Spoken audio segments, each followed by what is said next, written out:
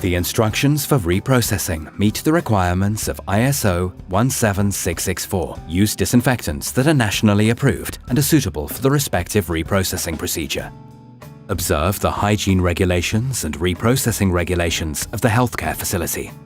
Observe national hygiene regulations and reprocessing regulations. Use validated procedures for reprocessing.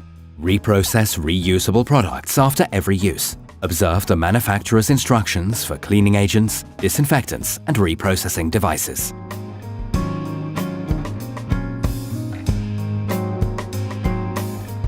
To disassemble the CO2 sensor and the CO2 cuvette, remove the CO2 sensor from the CO2 cuvette. Remove the elbow from the cuvette. Remove the CO2 cuvette from the flow or pressure sensor. Carefully and evenly disconnect the flow or the pressure measuring line from the flow sensor. To disassemble the reusable breathing circuit for adults, disconnect the flow sensor from the breathing valve.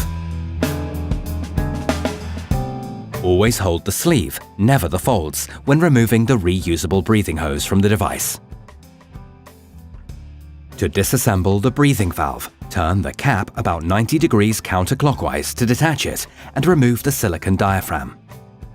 Refer to the reprocessing list in the instructions for use.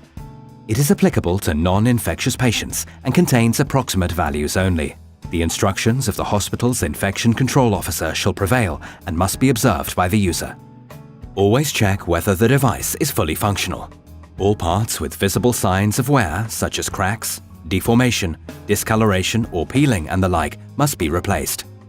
We hope we've given you an interesting insight into the ingenious world of the Oxylog VE300. You will find more information in our instructions for use and on our website. Or simply contact us directly. You will see it is worth it.